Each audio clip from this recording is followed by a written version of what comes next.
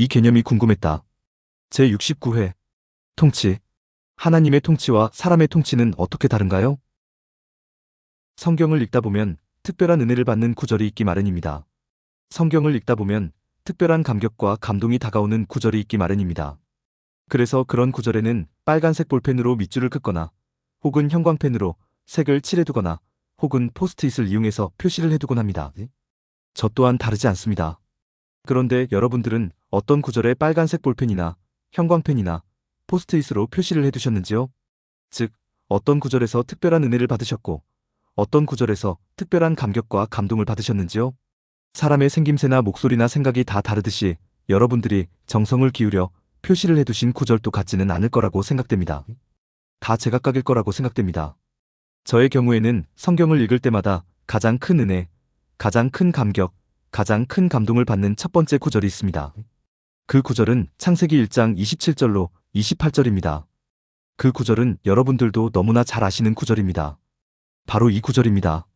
하나님이 자기 형상 곧 하나님의 형상대로 사람을 창조하시되 남자와 여자를 창조하시고 하나님이 그들에게 복을 주시며 하나님이 그들에게 이르시되 생육하고 번성하여 땅에 충만하라. 땅을 정복하라. 바다의 물고기와 하늘의 새와 땅에 움직이는 모든 생물을 다스리라 하시니라. 이 구절이 낯선 분들은 아마도 없을 것입니다. 이 내용에서 무엇이 그렇게 큰 은혜가 되고 무엇이 그렇게 큰 감격이 되고 무엇이 그렇게 큰 감동이 되었을까? 아, 하나님의 형상대로 사람이 지음을 받았다는 구절인가 보다. 이렇게 생각하실 분들이 많이 계실 것입니다. 물론 맞습니다. 하나님께서 하나님의 형상과 모양, 즉 하나님의 심정과 마음, 하나님의 성품과 속성, 하나님의 가치와 원리를 사람에게 풍성하게 부어주시어 사람을 흠없고 온전한 존재로 지으셨다는 사실은 정말로 은혜롭고 정말로 감격과 감동이 넘치는 내용이 아닐 수 없습니다. 그런데 그 내용보다 제게 더 큰 울림을 주는 내용은 생육하고 번성하고 충만하고 정복하고 다스리라라는 내용입니다. 그 중에서도 특히 정복하고 다스리라라는 내용을 발견하고 그 의미를 깨달았을 때 그 감격과 감동은 이루 말할 수 없었습니다. 사람을 향한 하나님의 한량없는 은혜를 느끼고 정말로 어찌할 바를 몰랐던 기억이 있습니다.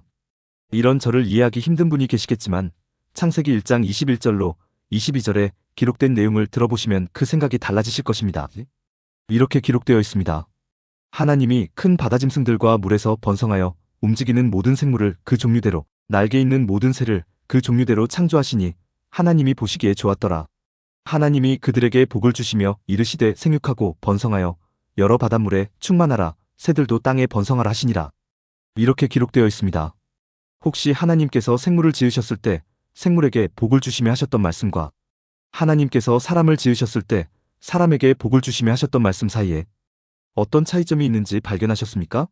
생물을 지으셨을 때는 생육하고 번성하고 충만하라라고 세 가지를 말씀하셨습니다. 그런데 사람을 지으셨을 때는 생육하고 번성하고 충만하고 정복하고 다스리라라고 5가지를 말씀하셨습니다. 즉 사람에게는 정복하고 다스릴 수 있는 복을 더 주셨던 것입니다. 다른 생물들에게는 전혀 주시지 않은 정복과 다스림의 권세를 오직 사람에게만 더 주셨던 것입니다. 저는 이 정복과 다스림이라는 용어에서 참으로 큰 하나님의 은혜를 느낄 수 있었고 큰 감격과 감동을 받을 수 있었습니다. 이 정복이라는 용어와 다스림이라는 용어가 제게 정말로 큰 울림을 주었습니다. 한마디로 정복과 다스림이라는 두 용어는 사람과 그 이외의 모든 생물을 구분해주는 용어입니다. 정복과 다스림이라는 두 용어는 오직 사람에게만 유효한 용어입니다. 그런데 이 정복이라는 용어와 다스림이라는 용어에 대한 하나님의 이해방식과 사람들의 이해방식 사이에 정말로 큰 차이가 있다는 것을 결코 부인할 수 없습니다. 여러분께 한번 여쭈어 보겠습니다. 여러분들은 정복이라는 용어와 다스림이라는 용어를 어떤 식으로 이해하고 계십니까? 대부분 지배하고 통치하는 것으로 이해하고 계실 것입니다. 강한 자가 약한 자를, 높은 자가 낮은 자를, 많은 자가 적은 자를, 큰 자가 작은 자를 자기 발밑에다 두고 지배하고 통치하는 식으로 이해하고 계실 것입니다. 사람의 수준과 사람의 차원에서 바라보는 정복과 다스림은 모두 지배와 통치의 개념으로 이해되고 있습니다. 그런데 하나님께서 사람에게 정복하고 다스리라라고 말씀하셨을 때 하나님께서도 과연 지배와 통치 개념으로 이 말씀을 하셨을까요? 하늘과 땅, 모든 동물과 모든 식물을 사람들의 발밑에 두고 지배하고 통치하라는 식으로 이 말씀을 하셨을까요? 절대로 그렇지 않습니다. 하나님은 지배하고 통치하라는 의도로 정복하고 다스리라라는 말씀을 하셨던 것이 절대로 아닙니다. 그 증거가 하나님께서 아담에게 생물들의 이름을 지어주게 하는 장면입니다. 이름을 지어준다는 의미는 주인이라는 의미입니다. 이름을 지어준다는 의미는 어른이라는 의미입니다. 주인과 어른은 어떤 존재입니까? 자기에게 속한 모든 것들을 보호하는 존재입니다. 자기에게 속한 모든 것들을 양육하는 존재입니다. 자기에게 속한 모든 것들을 관리하는 존재입니다. 자기에게 속한 모든 것들을 책임지는 존재입니다. 그렇습니다. 하나님께서 사람에게 정복하고 다스리라라고 말씀하셨을 때 정복과 다스림의 의미는 보호와 양육과 관리와 책임의 의미였던 것입니다. 다시 말해 하나님께서는 사람을 이 세상 모든 생물의 주인과 어른으로 삼아주셨고 그것들을 보호하고 양육하고 관리하고 책임지는 권세를 주셨던 것입니다. 그렇습니다. 하나님의 수준과 차원에서 정복과 다스림은 보호와 양육과 관리와 책임입니다. 그런데 언제부터 사람들은 정복과 다스림을 지배와 통치의 개념으로 이해하고 사용하게 되었을까요?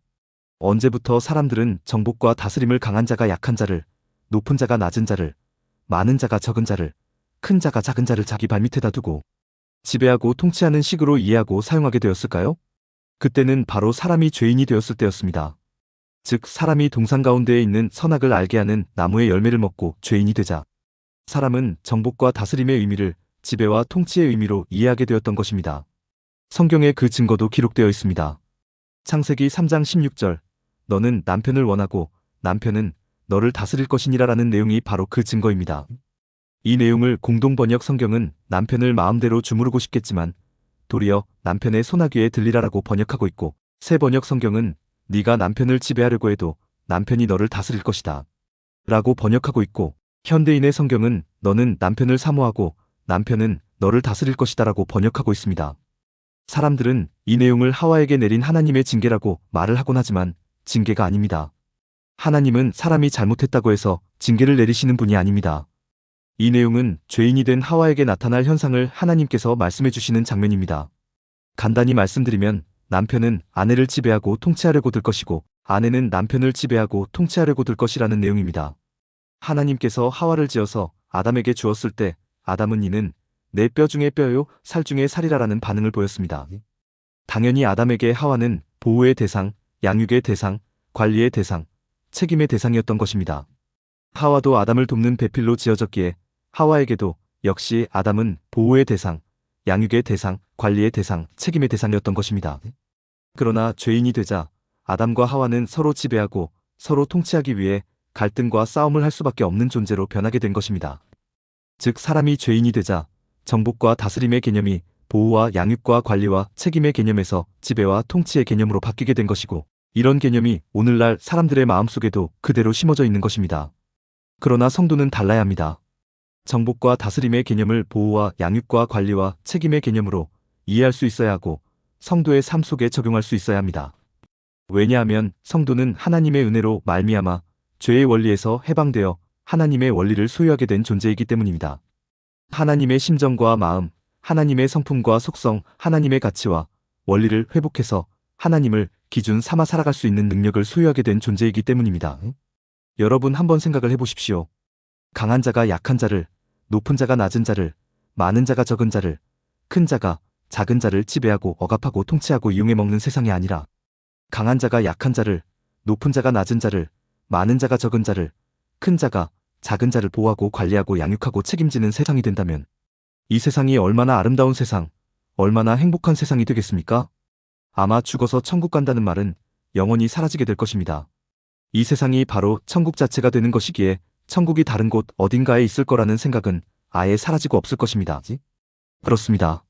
하나님은 하나님의 성도인 사람들이, 하나님의 자녀인 사람들이 그렇지 않은 사람들과 이 세상 모든 생물을 정복하고 다스리기를 원하고 계십니다. 다시 말해 성도가 성도 아닌 사람들과 이 세상 모든 생물을 보호하고 관리하고 양육하고 책임지는 삶에 앞장서 주기를 하나님은 기대하고 소망하고 계십니다. 즉 성도로 인해 이 세상이 천국으로 변화될 수 있기를 하나님은 기대하고 소망하고 계십니다. 그리고 그것을 위해 이 시간에도 하나님께서 수고하고 애쓰시고 계십니다. 정복이라는 단어 속에 들어있는 하나님의 심정과 마음, 다스림이라는 용어 속에 들어있는 하나님의 심정과 마음을 성도는 잊지 말아야 합니다. 성도뿐만 아니라 이 세상 모든 사람이 정복과 다스림이라는 용어 속에 들어있는 하나님의 뜻을 잊지 말아야 합니다. 그래야 기독교로 가장하여 엉뚱한 정치활동을 벌이는 악한 무리의 속임수에서 벗어날 수 있습니다. 오늘 영상에 공감하셨다면 구독과 좋아요, 알람 설정 부탁드립니다. 하나님의 말씀을 바르게 전하는데 큰 도움이 될 것입니다. 평등하고 공정하며 정의롭고 행복한 세상을 이루는데 큰 도움이 될 것입니다.